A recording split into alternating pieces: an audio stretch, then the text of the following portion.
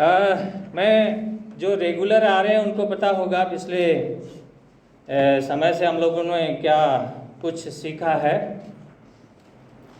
जैसे मैं आपको थोड़ा रिकैप करता हूँ उस विषय को जो हमने पिछले हफ्तों में सीखा था।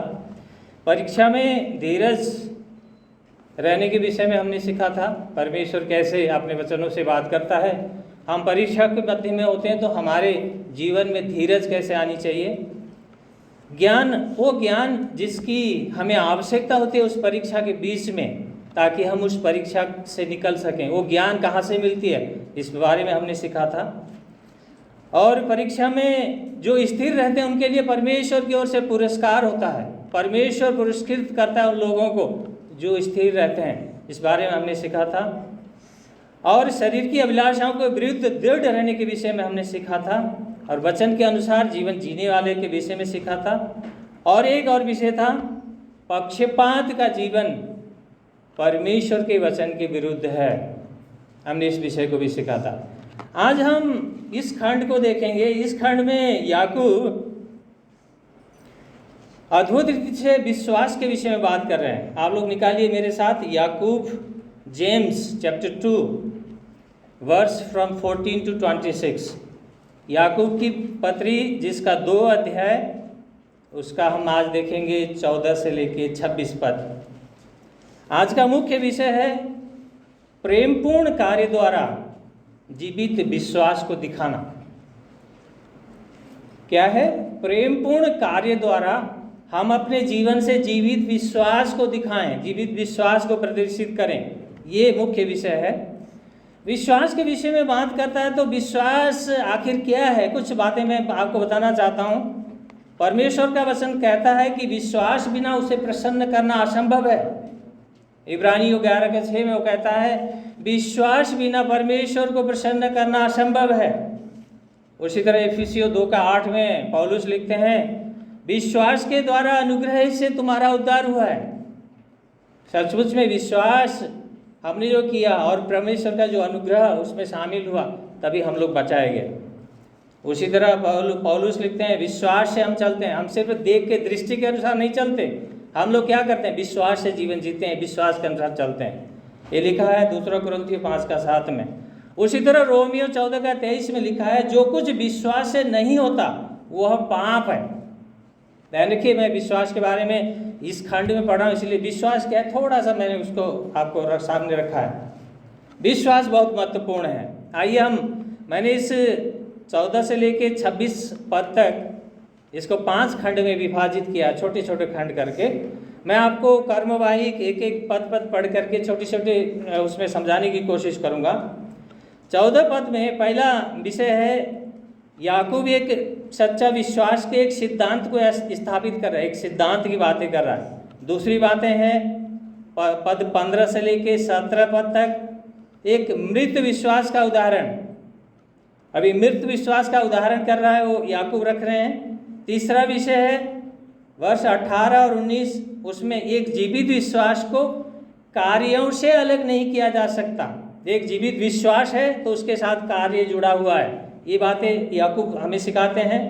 चौथा विषय है 20 से लेके 24 पद तक इब्राहिम जीवित विश्वास के एक उदाहरण के रूप में याकूब एक एग्जाम्पल रख रहा है, उदाहरण रख रहा है इब्राहिम को। उसी तरह 5वां विषय है 25 और 26 पद, इसमें भी एक जीवित विश्वास के जो उदाहरण है वो राहाब को रख रहा है। याकूब ने राहाब को रखा। अभी इन विषय के ऊपर हम धीरे धीरे चलेंगे। आप लोग अपने बाइबल में देख सकते हैं।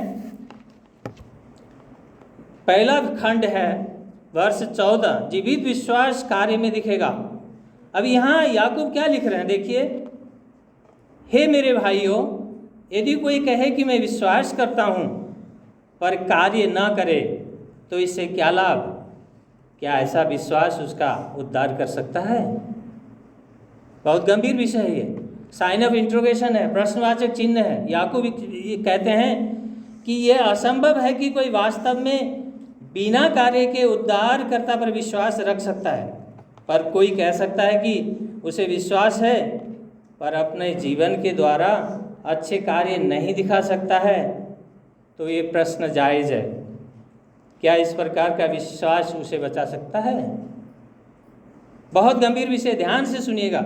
अगर आपका विषय आपने ध्यान से नहीं सुनेंगे तो कुछ बातें जो महत्वपूर्ण है, आपके लिए ज़रूरत है, मेरे लिए ज़रूरत है, वो मिस हो जाएंगे। इसीलिए मैं कहता हूँ कि ध्यान से सुनिए। याकूब 2:13 में, इसी में याकूब 2:13 में पहले ही कह चुके हैं कि जो मनुष्य के प्रति दयावान नहीं है उनके लिए परमेश्वर भी कठोर होंगे। हमने सीखा था पिछले हफ्ते।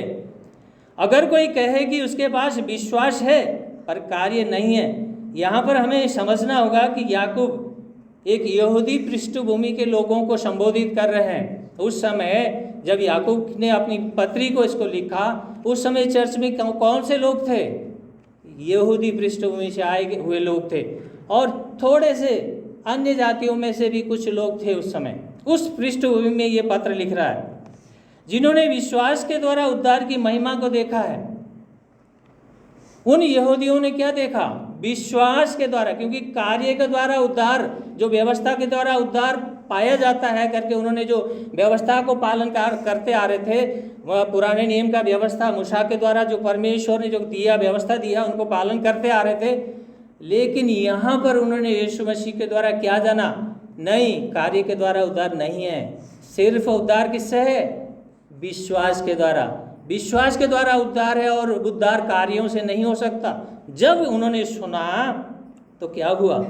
वे लोग कर्म धार्मिकता से उद्धार के सिद्धांत को जानते थे, जैसे मैंने अभी कहा, लेकिन फिर वे लोग दूसरे चरम पर चले गए कि कार्य कोई महत्व नहीं रखता। देखिए वहाँ पे समस्या क्या हुई। उन्होंने कहा विश्वास करो, सब कुछ है, कार्य कोई महत्व नहीं रखता। वहाँ क्या था? पहले उनके जीवन में व्यवस्था का पालन करो, व्यवस्था को मानो, कर्म करो, उसी से उद्धार पाया जा सकता है, वो उनका विश्वास था। लेकिन अभी क्या विश्वास हुआ? अभी उन्होंने विश्वास किया उद्धार पाने के लिए सिर्फ विश्वास है, काफ़ी है, और उसके बाद और कोई ज़रूरत नहीं, कार्य की ज़रूरत नहीं। देखिए कौन से हिस्से पे चले गए, फिर एक दूसरी चरम पे चले गए वो लोग। याकूब प्रेरित पौलुस का खंडन कर रहे हैं क्या? इफिसियों 2:8 में पौलुस, जैसे मैंने आगे भी पढ़ा आपके सामने, पौलुस लिखते हैं कि विश्वास के द्वारा अनुग्रह से उद्धार होता है। लेकिन याकूब यहाँ क्या कहते हैं? कार्य के द्वारा, सिर्फ विश्वास के द्वारा है, कार्य का कोई मतलब नहीं है, कार्य महत्व नहीं रखता। अभी यहाँ पे बातें आती हैं, हमारे जीवन में भी आ सकते हैं। हमारे कार्य से हम उद्धार नहीं पा सकते, सही है। यहाँ पर एक विश्वासी जो यीशु पर विश्वास के द्वारा उद्धार पाता है, तो वो विश्वास उसके जीवन में, उसके कार्यों में प्रकट होंगे। यहाँ पर विरोधाभास नहीं है। याकूब पौलुस की बातों को खंडन नहीं कर रहे, ध्यान से सुनिएगा। विरोधाभास नहीं है, स्पष्ट है। जो विश्वास बचाने वाला है वो अकेला नहीं रह सकता, उसके साथ अच्छे कर्म जुड़ते हैं। ध्यान रखिएगा, जो विश्वास बचाने वाला विश्वास है। अगर विश्वास की बातें करें तो विश्वास कई प्रकार के विश्वास होते हैं। जैसे बचाने वाला विश्वास हमने सुना, उसी तरह दूसरा विश्वास क्या है? जस्टिफाइड फेथ जिसको कहते हैं, धर्मी ठहराने वाला विश्वास। और एक विश्वास याकूब बात करते हैं क्या? मृत विश्वास। 3 तरह के विश्वास के बारे में हम लोग बात करेंगे। एक विश्वास है जो मृत है, मरा हुआ है। पौलुस ने हमारे विश्वास के चरित्र को सिद्ध करने के लिए कार्यों की आवश्यकता को भी समझा। पौलुस ने सिर्फ विश्वास के द्वारा उद्धार होता है इतना पे ही सीमित नहीं रखा। पौलुस ने लिखा है इफिसियों 2:10 में, वो कहते हैं क्योंकि हम उसके हाथ की कारीगरी हैं जो मसीह यीशु में उन भले कार्यों के लिए सिरजे गए हैं जिन्हें परमेश्वर ने प्रारंभ ही से तैयार किया है कि हम उन्हें करें। पौलुस क्या लिखते हैं? पौलुस कहते हैं विश्वास के द्वारा अनुग्रह से उद्धार होता है, वो ठीक है, लेकिन जब हमारा उद्धार होता है तो क्या होना चाहिए? हमारे जीवन में वो भले कार्य जुड़ने चाहिए। जैसे पौलुस जो बातें कर रहे हैं वही सेम बातें यहाँ पे याकूब समझाना चाह रहा है। अगर विश्वास है हमारे जीवन में, विश्वास अकेला नहीं रह सकता, विश्वास के साथ भले कार्य जुड़ते हैं उसके जीवन में। ध्यान से सुनिएगा, विश्वास है, विश्वास जायज़ है अपनी जगह, लेकिन उस विश्वास के साथ परमेश्वर क्या करता है? अच्छे कर्म हमारे जीवन में जोड़ता है। भले काम कहाँ से आते हैं? मसीह लोग अच्छे काम कहाँ से करते हैं? यही तो काम है, विश्वास के साथ उसके भले काम उनके जीवन में जुड़ते हैं। अन्यथा क्या होता? सिर्फ हम विश्वास करके बैठ जाते। अगर उस समय परमेश्वर के जो प्रेरित लोग थे, अगर उन्होंने सुसमाचार को नहीं बांटा होता, एक दूसरे में गवाही नहीं दी होती, लोगों के बीच में नहीं गए होते, विश्वास करके सिर्फ बैठ गए होते, तो आज क्या हमारा जीवन बचता? नेवर, कभी नहीं हो सकता था। लेकिन ये परमेश्वर की बहुत बड़ी एक करुणा थी। कहाँ यरूशलेम और कहाँ ये भारत, देखिए परमेश्वर ने कितने अद्भुत कार्य किए। विश्व के कोने कोने में आज परमेश्वर का वचन पहुंचा। वो एक ही कारण था, विश्वास के साथ क्या हुआ? वो भले कार्य उसके जीवन में जुड़े। वो भले कार्य क्या हुए? मैंने जो विश्वास किया, उस विश्वास को मैं अपने लोगों को बताऊं। वो जो कार्य है परमेश्वर ने उनके जीवन में किया। अद्भुत विषय। उसी तरह से पौलुस लिखते हैं तीमोथी 3:8 में भी, ये विश्वास योग्य कथन है, और मैं चाहता हूं कि तुम इन बातों के विषय में दृढ़ता से बोले कि जिन्होंने परमेश्वर पर विश्वास किया है वे भले कार्यों में लग जाने का ध्यान रखें। ये बातें लोगों के लिए भली और लाभदायक हैं। पौलुस भी बार बार कहते हैं विश्वास ठीक है, विश्वास के साथ तुम्हारे जीवन में भले काम जुड़ना है, अच्छे काम जुड़ना है। तुम्हारे जीवन की जो गवाही, अच्छे कर्मों की गवाही होनी चाहिए, ये हमारे जीवन में जुड़नी चाहिए। पहला खंड हमने देखा, 14वां पद, जिसमें हमने पाया कि विश्वास के बारे में याकूब क्या कहता है। अभी हम दूसरे खंड में देखेंगे 15 से 17 पद तक। याकूब यहाँ पे बात कर रहे हैं, एक मृत विश्वास का एक उदाहरण रख रहे हैं। एक मरा हुआ विश्वास, एक मृत विश्वास, वो क्या होता है वो देखें। यदि किसी भाई या बहन के पास कपड़े ना हो और उन्हें प्रतिदिन के भोजन की आवश्यकता हो, और तुम में से कोई उनसे कहे कुशल से चले जाओ, गर्म और तृप्त रहो, पर उन्हें वह वस्तु ना दे जो उनके शरीर के लिए आवश्यक है, तो क्या लाभ? वैसे ही विश्वास भी यदि उसके साथ कार्य ना हो तो अपने आप में मृतक है। बहुत स्पष्ट है यहाँ पर याकूब स्पष्ट कर रहे हैं कि किसी जरूरतमंद भाई या बहन के प्रति अच्छे कार्यों में असफल होना यह दिखाता है कि हमारा विश्वास मृत है। जैसे कोई भूखा है, कोई भाई नंगा है, किसी को खाने की ज़रूरत है, किसी को कपड़ों की ज़रूरत है। मेरे और आपके पास वो चीज़ें उपलब्ध हैं, हम दे सकते हैं। अगर हम इतना ही कहें, भाई ठीक अच्छे रहो, भरपेट रहो, सुखी रहो, तृप्त रहो, ठंड के समय वो काँप रहा है तो गर्म रहो, ऐसे करके अगर कहें प्रभु तुम्हारे जीवन में भला कार्य करे, तो हम परमेश्वर से सिर्फ प्रार्थना करते हैं करके सिर्फ इतना ही प्रार्थना करके हम वहीं तक सीमित रह जाएं, तो क्या होगा? क्या हमारा विश्वास क्या कार्यकारी हुआ? क्या हमने विश्वास के अनुसार कर्म किया? उस भाई को एक रोटी की ज़रूरत है, उस भाई को एक कपड़े की ज़रूरत है तन ढकने के लिए, हमारे पास है लेकिन हम नहीं दे रहे हैं, तो विश्वास याकूब कहते हैं मरा हुआ विश्वास है। ध्यान रखिएगा, वो विश्वास क्या है? मृत विश्वास है। कहीं हम आप में भी तो ऐसा ही विश्वास नहीं रख के बैठे हुए हैं। परमेश्वर चाहता है उसके कार्य के लिए आपके जीवन इस्तेमाल हो, परमेश्वर चाहता है आपका धन परमेश्वर के लिए इस्तेमाल हो। कहीं ऐसे विश्वास लेके बैठे तो नहीं हम? मृत विश्वास इसको कहते हैं। याकूब स्पष्ट रूप से समझाना चाहता है तुम्हारा विश्वास कौन सा विश्वास है? कौन से विश्वास को लेके तुम बैठे हो? कहीं मरा हुआ विश्वास तो नहीं है तुम्हारा? कोई कर्म नहीं है, भले काम नहीं है, कोई अच्छाई नहीं है तुम्हारे विश्वास में। आज हमें सोचने की ज़रूरत है। हम प्रत्येक को एक एक अपने अंदर झांक के देखें, हर एक व्यक्ति अपने अंदर झांक के देखे कि मैं कौन से विश्वास लेके चल रहा हूँ। क्या मेरा विश्वास मरा हुआ विश्वास तो नहीं, मृत विश्वास तो नहीं है? सिर्फ मैं मुंह होठों से सिर्फ बोलता हूँ मसीह हूँ और मेरा जीवन मरा हुआ, मेरे जीवन में परमेश्वर के भले काम नहीं है। अगर ऐसा है तो आपका विश्वास और मेरा विश्वास मृत है। ध्यान रखिएगा, याकूब स्पष्ट रूप से समझा रहे हैं कि उस समय उन्होंने यहूदी लोगों को और पहली कलीसियाओं को नहीं लिखा कि आज उतना ही प्रासंगिक है, आज उतना ही महत्वपूर्ण है हमारे लिए। अगर हम कहते हैं मसीह हैं तो मसीह की छवि हमारे जीवन में दिखनी पड़ेगी, यीशु मसीह की तस्वीर हमारे जीवन से दिखना पड़ेगा। हम कौन से तस्वीर दिखा रहे हैं,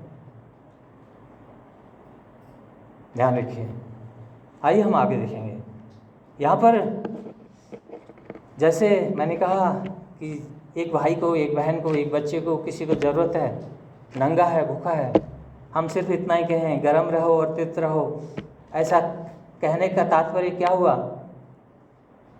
आप जानते हैं कि आपके सामने वाला व्यक्ति को कपड़े और भोजन की ज़रूरत है, आप उनकी ज़रूरतों को अच्छी तरह से जानते हैं, फिर भी इस तरह का कहना कि प्रभु तुम्हें आशीष दे, तुम्हारी ज़रूरत तो पूरी करे, परंतु मदद में कुछ न देना, इससे क्या लाभ होगा? वास्तविक विश्वास और इसके साथ कार्य न केवल आत्मिक चीज़ों से बनते हैं, बल्कि सबसे आधारभूत आवश्यकता के लिए भी चिंता का विषय है, भोजन और वस्त्र। इसीलिए सिर्फ उतना ही तक सीमित न रहें। मैं तो आपके लिए प्रार्थना करता हूँ, आप ठीक रहो, आप खुश रहो, आपके पास सब कुछ हो, सिर्फ प्रार्थना करके सीमित न रहें। अगर आप जानते हैं, अगर आपके पास सक्षम है, आप दे सकते हैं, तो अपने हाथ को खोलें, मुट्ठी को खोलें। परमेश्वर का एक सेवक लिखते हैं, इस तरह से लिखते हैं, क्या लिखते हैं, ध्यान से सुनिएगा। तुम्हारा विश्वास करने का दिखावा करना, जबकि तुम्हारे पास कोई दान या दया का कर्म नहीं है, तो वो विश्वास पूरी तरह से व्यर्थ है। विश्वास के रूप में जो मन में एक सिद्धांत है, लेकिन अच्छे कर्मों में नहीं दिखता, जिसके पास भले काम नहीं है, वह तो विश्वास ही नहीं करता। परमेश्वर के एक सेवक है, उन्होंने ये बातें लिखी है, जिसके पास भले काम नहीं है, वो अपने आप को जांचे कि उसने हम उसको ये कह सकते हैं कि वो विश्वास ही नहीं करता है, वो अविश्वासी की तरह है। एक परमेश्वर के दास ने कहा, वैसे ही विश्वास भी यदि उसके साथ कार्य न हो तो अपने आप में मृतक है। याकूब यहाँ पर पहली बार एक मृत विश्वास की बात करता है। केवल विश्वास ही हमें बचाता है, लेकिन यह एक जीवित विश्वास होना चाहिए। हम ये देखकर बता सकते हैं कि विश्वास जीवित है या नहीं, यह देखकर कि क्या विश्वास के साथ कर्म जुड़ा हुआ है। यदि इसमें कार्य नहीं है तो मृत है। अब ये बात मैं आपके बीच में रखना चाहता हूँ। ये जीवित विश्वास हम कहते हैं, जीवित विश्वास जो कहेंगे, उस जीवित विश्वास के कुछ चिन्ह होते हैं।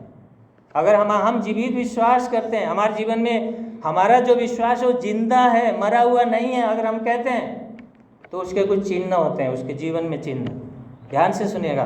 पहला चिन्ह है, यह विश्वास वो है जो अपनी ओर न देखकर यीशु की तरफ देखता है। हम बहुत सी बार क्या होते हैं, हम अपने ही विचारों से, अपने ही इच्छा से, अपने ही सामर्थ्य से, अपने ही खूबी से, अपने ही ज्ञान और बुद्धि से, अपने ही समझ से हम सब कार्य करना चाहते हैं। लेकिन क्या कहता है, अगर विश्वास आपका जीवित है, वो क्या कहेगा, अपनी तरफ मत देखो, यीशु की तरफ देखो, सबसे पहले उसकी तरफ देखो, वो तुम्हें दिखाएगा कि क्या करना है, क्या भला है, क्या ठीक नहीं है। दूसरी बात, ये विश्वास वो है जो परमेश्वर के वचन के साथ शब्दों में आंतरिक रूप से सहमत है। जो हम कहते हैं शब्दों में, वो हमारा आंतरिक जीवन से सहमति होनी चाहिए। कहते हम कुछ हैं, करके हम कुछ दिखाते हैं, तो सहमति नहीं है आपस में, वो विश्वास के फल, वो चीज़, हाँ, चिन्ह नहीं है वहाँ पे। तीसरी बात, ये विश्वास हुआ है जो यीशु के क्रूस पर एवं खाली कब्र पर किया गया है। यह विश्वास जीवित विश्वास के चिन्ह है। कहाँ विश्वास किया आपने? क्रूस को देख करके। और दूसरी चीज़ क्या देखा आपने? यीशु मसीह के दफनाने के बाद तीसरे दिन कब्र आपको खाली मिला है। बाइबल कहती है खाली था वो कब्र, यीशु मसीह वहाँ थे नहीं, वो जिंदा हो गए थे। आपका और मेरा विश्वास उस पे होने चाहिए। ये क्या? उसके क्रूस पे, दूसरा उसका खाली कब्र, मतलब पुनरुत्थान। हमारे और आपके जीवन का विश्वास का आधार पुनरुत्थान है। अगर आपके मेरे जीवन में पुनरुत्थान का चिन्ह नहीं है, तो हमारा विश्वास मरा हुआ है, मृत है। ध्यान रखिएगा। क्यों ये याकूब ये क्यों कह रहे हैं इस तरह से? उस समय के लोगों में कुछ समस्या आई होंगी, उस समय कुछ ऐसी परिस्थिति आई होगी, कुछ लोग इस तरह से कार्य कर रहे होंगे, नहीं, विश्वास कर लिए इतना ही सफिशेंट है, इतना ही प्रशस्त है, और कुछ करने की जरूरत नहीं है, हमें कार्य करने की जरूरत नहीं है। तो इसीलिए पौलुस सिखा रहे हैं, आज भी हमारे जीवन में भी हो सकता है, हम भी इस तरह से सोच सकते हैं। अगर हम सिर्फ विश्वास करके वहाँ तक सीमित रह जाएं, हम अपने पड़ोसी को नहीं बताएं, अपने परिवार वालों को न बताएं, तो वो लोग जो हमने पाया कैसे पाएंगे, कैसे सीखेंगे, जानेंगे। इसीलिए महत्वपूर्ण है भाइयों बहनों, क्योंकि हमारा विश्वास मृत ना हो, हम जो विश्वास करते हो मरा हुआ ना हो। परमेश्वर उस दिन हमसे ना कहे कि तूने कौन सा विश्वास किया, क्या किया तूने, और उस समय हम आनंद के साथ बिना भय के हम उसके उपस्थिति में खड़े हो सकें।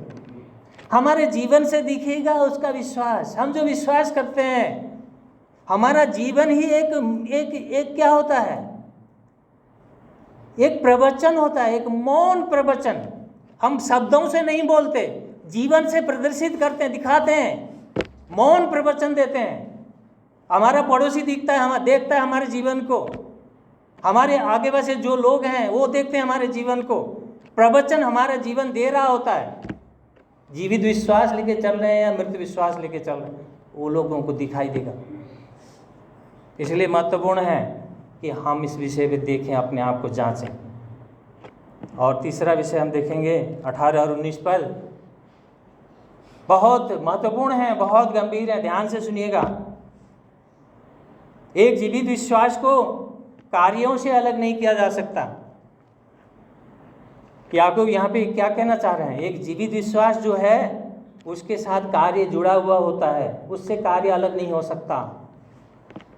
ये जैसे यहाँ लिखा है, देखिए अपने बाइबल में, परंतु कोई कह सकता है तुम विश्वास करते हो और मैं कार्य करता हूँ, तुम मुझे अपना विश्वास बिना कार्य के दिखाओ और मैं अपना विश्वास तुम्हें अपने कार्य द्वारा दिखाऊंगा। तुम्हारा विश्वास है कि परमेश्वर एक ही है तो तुम ठीक करते हो, दुष्ट आत्माएं भी विश्वास करती और थरथराती हैं। यहाँ पे याकूब का कहना बहुत स्पष्ट और तार्किक है, बहुत स्पष्ट है। हम किसी के विश्वास को देख नहीं सकते, आप मेरे विश्वास को नहीं देख सकते, मैं आपके विश्वास को नहीं देख सकता, लेकिन हम उनके कार्यों को देख सकते हैं। हम विश्वास के कर्मों को बिना नहीं देख सकते हैं, लेकिन हम कर्मों के द्वारा विश्वास की वास्तविकता को देख सकते हैं। आपके विश्वास को देख नहीं सकता हम, कोई बैरोमीटर, कोई नापने वाला मीटर नहीं है, आप कितना विश्वास करते हो, क्या विश्वास करते हो, लेकिन आपके जीवन के जो कर्म होंगे ना, वो देख करके हमें भी पता चल जाएगा कि आप विश्वास करते हो या आपका विश्वास कैसा है या नहीं है। कार्य दिखाएंगे, कार्य बता देंगे आपका विश्वास क्या है। यही बात याकूब यहाँ पे हम लोगों को समझाना चाह रहे हैं।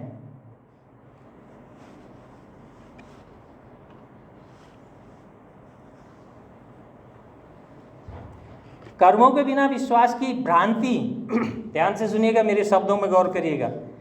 कर्मों के बिना विश्वास की भ्रांति शैतान द्वारा प्रदर्शित की जाती है। जिनका विश्वास परमेश्वर में मृत है, जैसे याकूब ने लिखा, शैतान मानता है कि परमेश्वर है पर उसकी अधीनता को स्वीकार नहीं करता और उसकी महिमा नहीं करता। डरता तो है मगर उसकी अधीनता में नहीं आता। ऐसा विश्वास व्यर्थ विश्वास है जहाँ कोई कार्य नहीं है। हम सब लोग जानते हैं शैतान क्यों गिरा। शैतान एक प्रधान स्वर्गदूत था, परमेश्वर की उपस्थिति में आराधना करने वाला व्यक्ति था वो स्वर्गदूत, लेकिन गिरा कैसे, आज शैतान कैसे बना आप सब जानते हैं, मुझे ज़्यादा उसमें जाने की ज़रूरत नहीं है। इसीलिए याकूब कहते हैं, एक एग्जाम्पल उदाहरण याकूब ने रखा, देखो शैतान को देखो, डरता तो है, मानता तो है परमेश्वर है, लेकिन उसकी अधीनता को नहीं स्वीकार करता और उसकी महिमा नहीं करना चाहता। कहीं हमारे जीवन भी ऐसा तो नहीं है? हमारे लिए सोचने की घड़ी है ये। हम सोचें गंभीरता से। परमेश्वर का वचन आज आपसे बात कर रहा होगा, आज आप परमेश्वर का वचन मुझसे बात कर रहा होगा। क्या बात कर रहा है आपको धीरे से समझना है और सुनना है, क्योंकि देखिए जो भी यहाँ पे खड़ा होता है, he is the representative of God. वो अपनी मर्जी से खड़ा नहीं होता, ध्यान रखिएगा। जो भी यहाँ उपस्थित होकर यीशु के वचनों को बांट रहा है आपके बीच में, वो यीशु का प्रतिनिधि होता है। यीशु का, आप सब भी उसी के प्रतिनिधि हैं। आप गवाही देते हैं, आप परमेश्वर की गवाही बांटते हैं। यीशु ने मेरे जीवन में ऐसे भले काम किए, आप एक दूसरे को बांटते हैं, बहनों के बीच में, भाइयों के बीच में, आप भी उसके प्रतिनिधि हैं। ध्यान से सुनिएगा इन बातों को। और चौथा खंड है 20 से लेकर 24 पद। याकूब ने एक उदाहरण रखा है। उदाहरण किसका रखा? अब्राहम, जो विश्वासियों का पिता कहलाता है, उसका एग्जाम्पल रखा है। उन्होंने 2 एग्जाम्पल रखा, एक राहाब को रखा, एक अब्राहम को रखा। दोनों अलग पृष्ठभूमि के हैं। एक विश्वासियों का पिता है तो दूसरे वेश्या है, वो भी अन्य जाति। बहुत गंभीर विषय है, इसमें ध्यान से सुनिएगा। परंतु हे मूर्ख, क्या तू इस बात को मानने के लिए तैयार नहीं है कि कार्य के बिना विश्वास व्यर्थ है? क्या हमारा पिता इब्राहिम कार्य द्वारा उस समय धर्मी न ठहराया गया जब उसने अपने पुत्र इसहाक को वेदी पर चढ़ाया? अतः तुमने देखा कि विश्वास उसके कार्यों में प्रकट हो रहा था, और कार्यों के परिणाम स्वरूप उसका विश्वास सिद्ध हुआ, और पवित्र शास्त्र का ये लेख पूर्ण हुआ। इब्राहिम ने परमेश्वर पर विश्वास किया, और ये विश्वास उसके लिए धार्मिकता गिना गया, तथा वह परमेश्वर का मित्र कहलाया। अतः तुम देखते हो कि मनुष्य केवल विश्वास से नहीं वरन कर्मों से धर्मी ठहराया जाता है। और एक विषय यहाँ पे याकूब कह रहे हैं। याकूब यहाँ पर पुराने नियम से उत्पत्ति 22 अध्याय, जो आज एक बहन ने बेटी ने पढ़ा, जो हम सब ने सुना, याकूब किस तरह से अपने बेटे को, जो 100 साल में जो बेटा मिला है परमेश्वर से, परमेश्वर उसको आदेश दे रहा है, उस बेटे को लेके क्या करता हूँ, उस मोरिया पर्वत में जा और उसको बलि चढ़ा। बहुत कठिन विषय है। अब्राहम ऐसे ही विश्वासियों का पिता नहीं कहलाया, ऐसे ही परमेश्वर ने नहीं कहा। जो बेटा 100 साल की उम्र में हुआ हो, जिसकी पत्नी कितनी साल की थी जब बच्चा पैदा हुआ, 91, 90 प्लस, तब बच्चा दिया परमेश्वर ने। ये एक असंभव विषय था। ये मानव दृष्टिकोण से और ये संसार का जो वैज्ञानिक दृष्टिकोण से सोचें, ये असंभव, इम्पॉसिबल था, लेकिन परमेश्वर ने वो कार्य किए। लेकिन उसी बेटे को, जब वो बेटा बड़ा हुआ, जब थोड़ा सहना होने लगा, परमेश्वर कहता है इसी बेटे को लेके उस मोरिया पर्वत पे जा और वहाँ बलि चढ़ा। कितना भयानक विषय था, कितना कठिन विषय था। आप सबने सुना हो, हमने उस खंड को पढ़ा है। यहाँ पर एक जीवित विश्वास का चरित्र को दिखा रहा है। इब्राहिम में एक जीवित विश्वास का चरित्र दिखता है। इससे हम एक बात जानते हैं कि एक विश्वास जिसमें कार्य नहीं है, वह एक मृत विश्वास है, जिससे उद्धार नहीं हो सकता। इब्राहिम के द्वारा इसहाक को वेदी पे चढ़ाने से बहुत पहले इब्राहिम विश्वास के द्वारा धर्मी ठहराया गया था। हमने 22 अध्याय उत्पत्ति का पढ़ा था, और उत्पत्ति उसका 15 अध्याय में पढ़ेंगे तो हम इस बात को जानेंगे। इब्राहिम के बारे में परमेश्वर कहता है तो धर्मी है, विश्वास के द्वारा धर्मी। बहुत पहले जो बेटा पैदा होके, वो जो अध्याय आज हमने पढ़ा, उससे पहले 15वां अध्याय में परमेश्वर अब्राहम से कहते हैं। लेकिन इसहाक को वेदी पर चढ़ाने में उसकी आज्ञाकारिता प्रदर्शित हुआ कि वास्तव में उसे परमेश्वर पर विश्वास था। आज्ञाकारिता, कई बार परमेश्वर के सेवक, परमेश्वर दास कुछ कहते हैं, हम मानने तैयार नहीं होते, हम सुनने को तैयार नहीं होते, हमारे जीवन कुछ और ही सोचता है।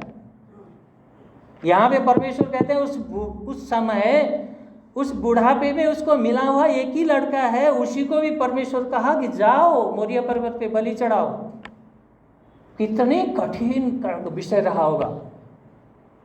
ये सरल विषय नहीं है, सरल नहीं है, आसान नहीं है। कभी सोच के देखें, सोच के गौर करके देखें, अपने मन में झांक के देखें, सरल नहीं है।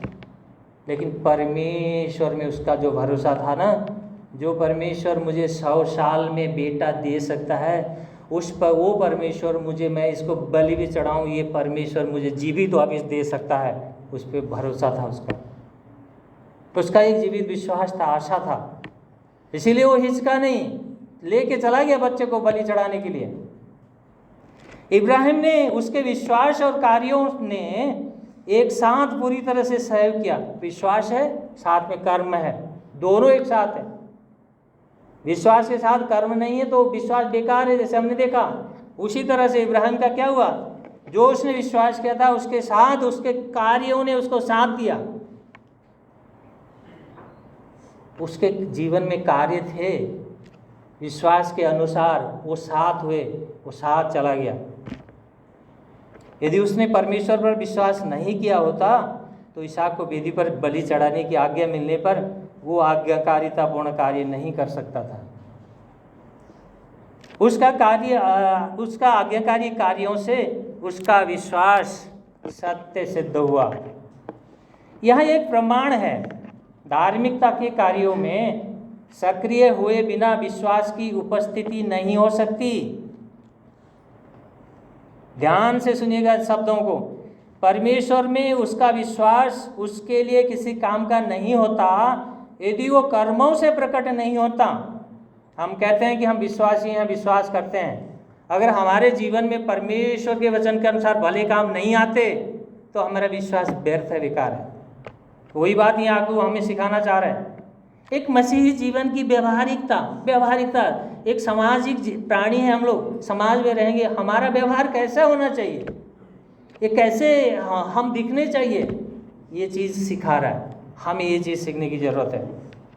वो विश्वास जो मनुष्य को धर्मी नहीं ठहराएगा वो ऐसा विश्वास है जो कार्य रहित है और मरा हुआ विश्वास है। पर सच्चा विश्वास, जीवित विश्वास अच्छे कर्मों से दिखाया गया है। कार्यों को एक वास्तविक विश्वास के साथ एक होना चाहिए, क्योंकि वास्तविक विश्वास हमेशा पुनर्जन्म से जुड़ा होता है। ध्यान रखिए, वास्तविक विश्वास हमेशा किससे जुड़ा होता है? पुनर्जन्म से जुड़ा होता है। नया जन्म लेना, यीशु में एक नया सृष्टि बनने के बारे में पौलुस क्या कहते हैं? 2 कुरिन्थियों 5:17 में, जो कोई मसीह में है वो नहीं, थोड़ा बोलिएगा, जो कोई प्रभु में है नई सृष्टि है, पुरानी बातें सब बीत गई है, अब आप पुराने नहीं हैं, आप मसीह के योद्धा हैं, मसीह के सेवक हैं, मसीह के जन हैं, मसीह के बेटे और बेटियां हैं, नए हैं, पुराने नहीं हैं। भ्रम में ना रहें। अगर भ्रम में हैं, अगर उस विश्वास में नहीं है तो आपको सोचना पड़ेगा कि आपका विश्वास जिंदा है या मरा हुआ है। बहुत महत्वपूर्ण है। उसी तरह से यदि नए जीवन का कोई हमारे जीवन में प्रमाण नहीं है तो कोई वास्तविक उद्धार करने वाला विश्वास ही उसके जीवन में नहीं है। एक प्रभु के सेवक क्या कहते हैं, वो इस तरह से लिखते हैं, वह अनुग्रह, ध्यान से सुनिएगा, वो अनुग्रह जो मेरे जीवन को नहीं बदलता तो मेरी आत्मा को भी नहीं बचा सकता।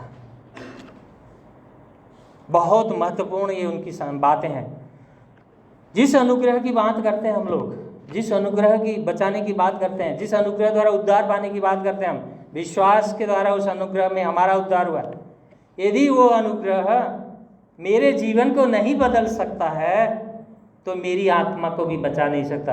वो कहता है परमेश्वर का दास, अगर आपका और मेरा जीवन भी बदला नहीं है, वैसे ही हम जैसे पहले थे, जैसे अंकल कई बार कहते हैं, हमने सुनते हैं, जमुना गए तो जमुना दास, गंगा गए तो क्या गंगा दास। इस गेट से अंदर आ गए तो बड़े भले हो गए, पवित्र हो गए, ठीक ठाक हो गए, अपने आप को ठीक कर लिया। लेकिन भाई जब यहाँ से बाहर जाते हैं, संसार में जाते हैं, ड्यूटी में जाते हैं, काम में जाते हैं, अनेक अपने क्षेत्रों में जाते हैं, उस समय क्या है आपका जीवन, विश्वास क्या है?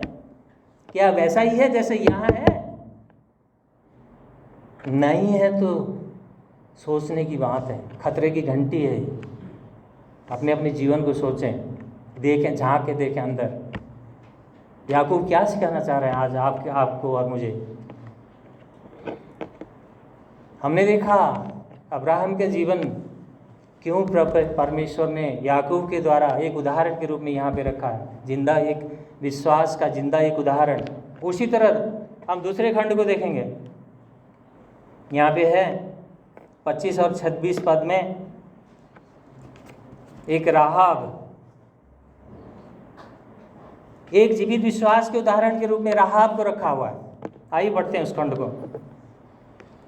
वैसे ही राहाब वेश्या भी जब उसने दूतों को अपने घर में उतारा और दूसरे मार्ग से विदा किया तो क्या कार्यों से धर्मी नहीं ठहरी? अतः जैसे शरीर आत्मा के बिना मृतक है, ठीक वैसे ही विश्वास भी कर्म बिना मृतक है।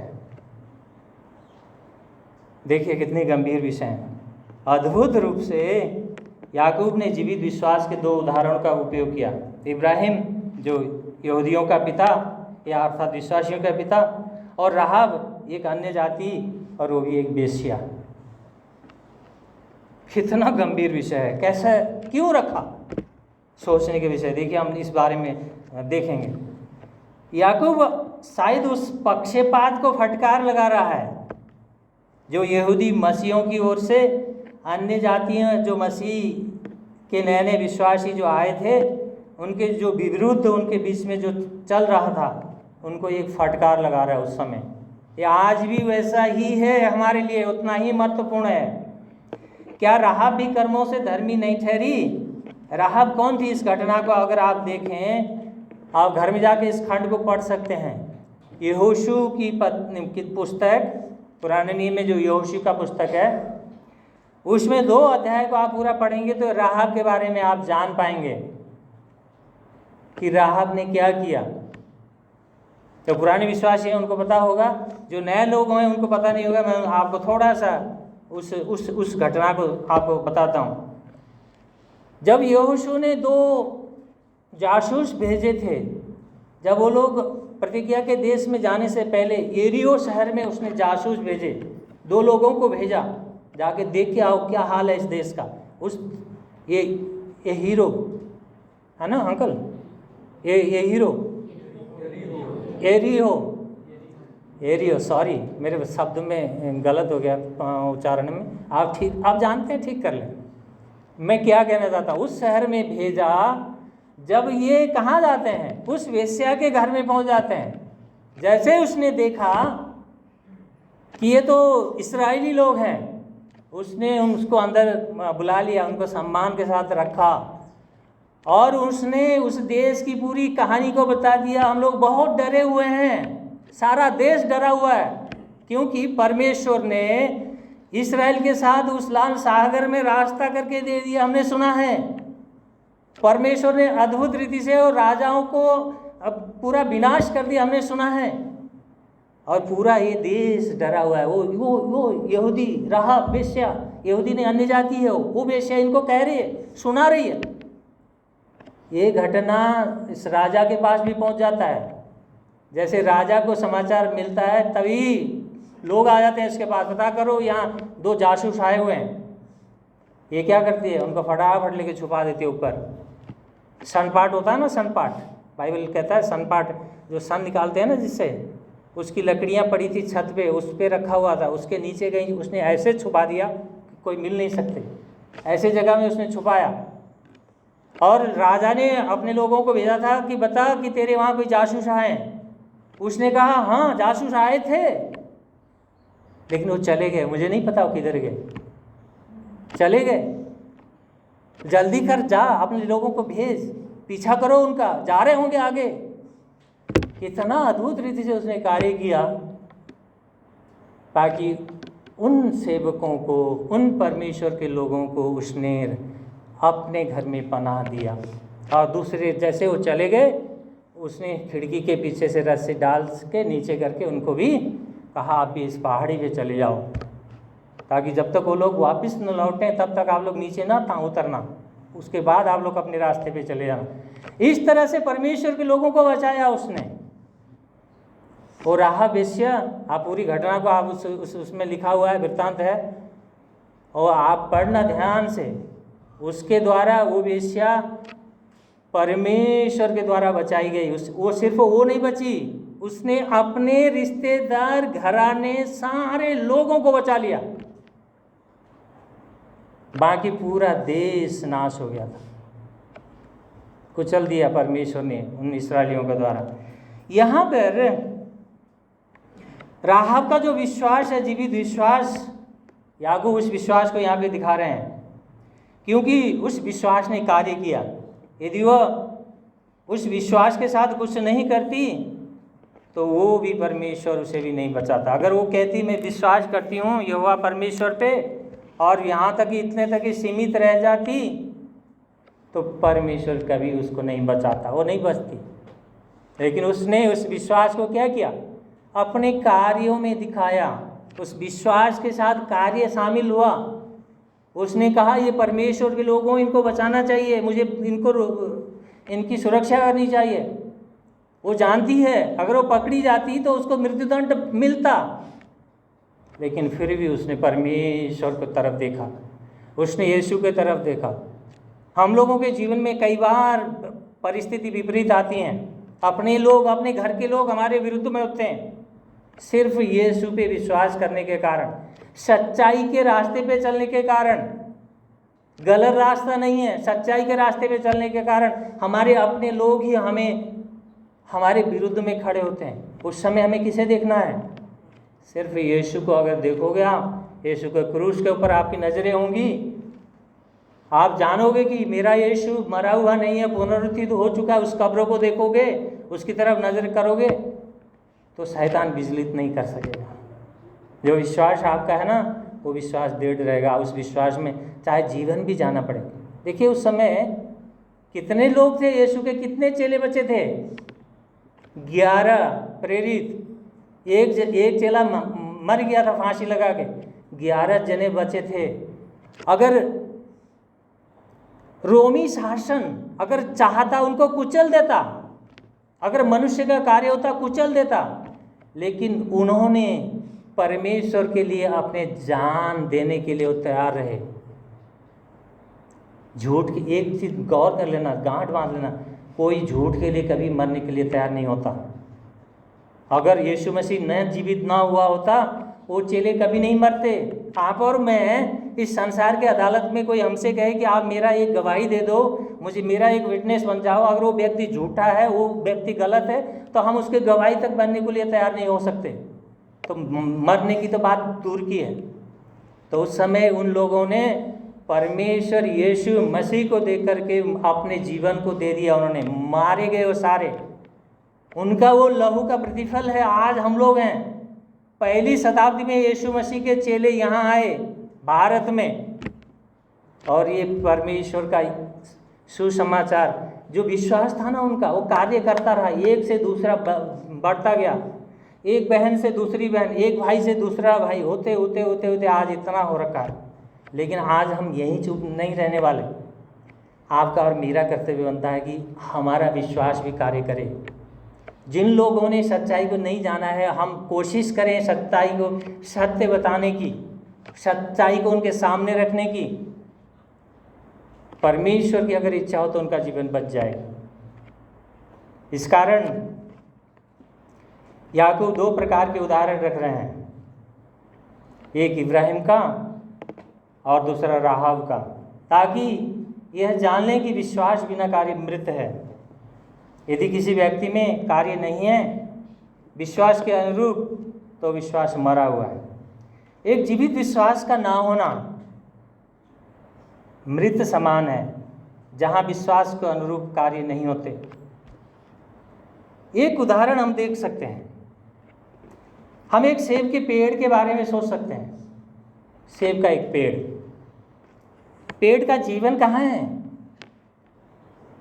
कहाँ है? बोलिए। उसके जड़ों में और उसके तनों में, तनों छाल के नीचे उसका जीवन है ना, जड़ों में और उसमें है।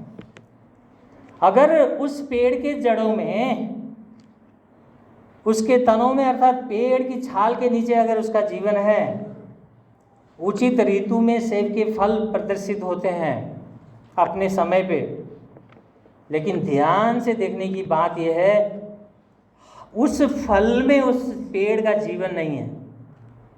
मेरी कहने के बाद समझ रहे हैं आप लोग मैं क्या कहना चाहता हूँ? जो फल दिख रहा है ना, उसमें जीवन नहीं है। जीवन कहाँ है? विश्वास में, उस जड़ के नीचे। विश्वास तो नहीं दिख रहा है ना, विश्वास नहीं दिख रहा, अंदर है, लेकिन उसके फल तो दिख रहे हैं बाहर। मेरी बात नहीं समझे भाई। एक पेड़ है, सेब का पेड़, उसका जीवन उसके जड़ों में है, वो जड़ नहीं दिखते हमें, ठीक उसी तरह उसके फल बाहर दिख रहे हैं हमें। हमारा एक विश्वासी के जीवन में विश्वास तो नहीं दिखा सकते ना, हम क्या विश्वास करते हैं, कितना विश्वास करते हैं, लेकिन जब हम विश्वास के फलों को देखते हैं ना, उस फल से जानेंगे कि हमारा विश्वास क्या है। हमारा विश्वास उस फलों से हम देख पाएंगे। यहाँ कई पुराने लोगों को बात समझ आई होगी, नया लोग कोई हो, कुछ भाई लोग हैं, हो सकता है उनको ये बात समझ नहीं आएगी। आपके लिए विशेष रूप से ये है, आप यीशु मसीह को जाने। यीशु मसीह कौन है? यीशु मसीह एक ओझा नहीं है, यीशु मसीह कोई एक गुरु नहीं है, यीशु मसीह कोई एक फिलोसोफर नहीं है, यीशु मसीह कोई सिर्फ बीमारों को चंगाई करता नहीं है। कौन है यीशु मसीह? अरे भाई, यीशु मसीह संपूर्ण ब्रह्मांड का सृष्टि करता है। हम इस तरह से उसको जाने। उसने क्रूस में जो बलि किया, अपने आप को बलिदान किया, मेरे और आपके पापों को धोने के लिए किया, क्योंकि वो कहता है एक भी मनुष्य धर्मी नहीं है, सबके सब पापी हैं, सबके सब परमेश्वर के महिमा से रहित हैं। कोई इस संसार में एक मनुष्य धर्मी ढूंढे नहीं मिल सकता। कोई अपने आप को धर्मी कहे वो झूठा है। बाइबल कहती है, उसका वचन कहता है, हम नहीं कह रहे, ये कहती है। इसीलिए उस यीशु ने, धर्मी ने, उस क्रूस पे आके आपके और मेरे पापों को अपने ऊपर ले लिया। जब हम इस पे विश्वास करते हैं, उसके उस क्रूस पे बहा हुआ उस लहू के ऊपर हम भरोसा करते हैं, हमारे पाप वो धोने में सक्षम है। बाइबल कहती है आपके और मेरे पाप वो अपने लहू से मिटा देता है, धो देता है। इतना ही नहीं, उसने क्या सहा? क्रूस की मृत्यु के बाद उसको गाड़ा गया। गाड़ने के बाद उसको तीसरे दिन उसने जैसे अपने लोगों पे, चेलों के बीच में कहा था तीसरे दिन मैं जीवित होऊंगा, वैसा ही वो जीवित हुआ। वो सच्चा है इसलिए जीवित हुआ। अगर वो जीवित नहीं होता, उसका सिर्फ क्रूस में मरना होता, तो हमारा विश्वास करना व्यर्थ हो जाता, कहते हैं परमेश्वर के लोग। इसीलिए उसने क्या किया? हमें ये जानना है कि यीशु ने मेरे लिए क्या किया क्रूस पे। अगर आप वो समझ जाएं, उस मर्म को समझ जाएं, फिर आप यीशु की शिक्षाओं से इधर उधर नहीं हो सकते। आप जान पाएंगे कि यीशु ने क्या किया। बहुत गंभीर विषय है। अभी हमारे लिए, हमारे पास कुछ प्रश्न है। अभी एप्लीकेशन, हमने इतना कुछ सुना, तो मेरे पास कुछ प्रश्न है।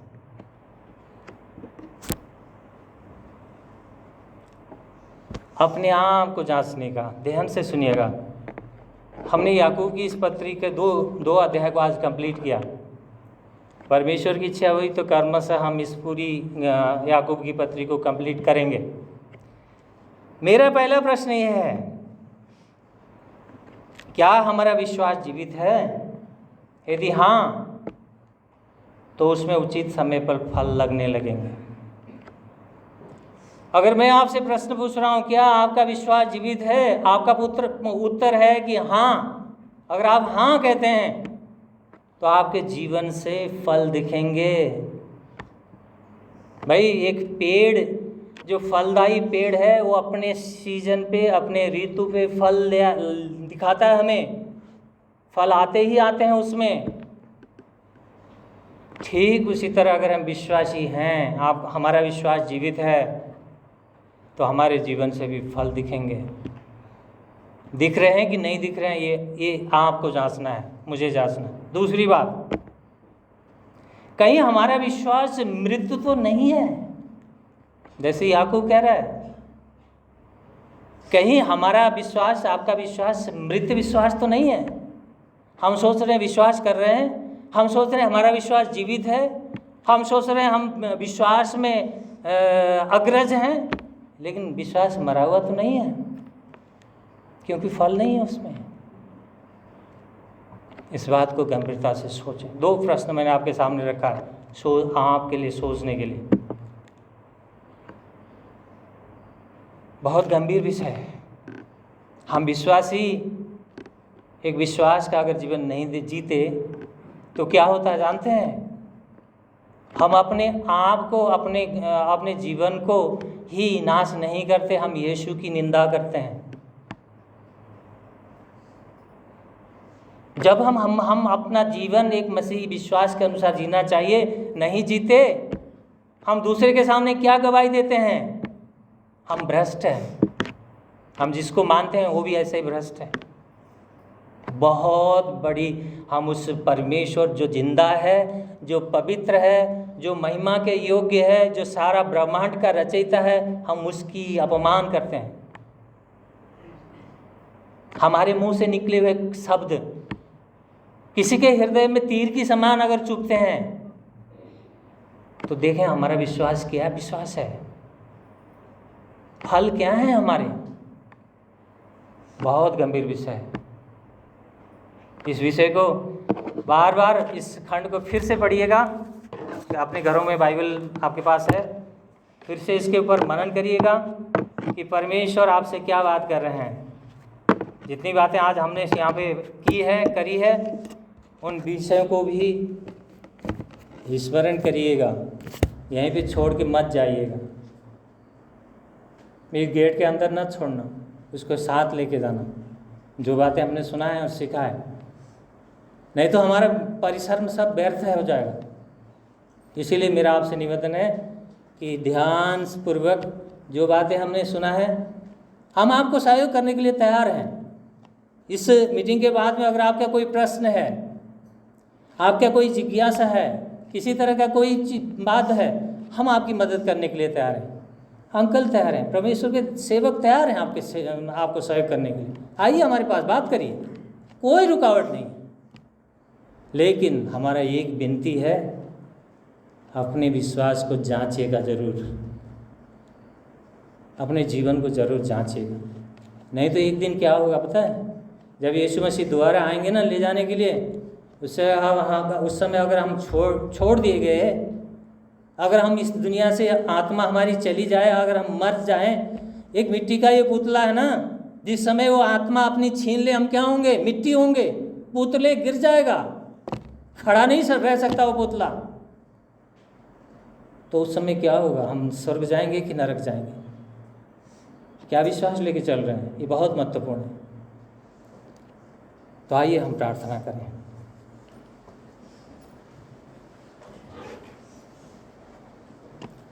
आइए अपनी आंखों को बंद करें, हम प्रार्थना करेंगे।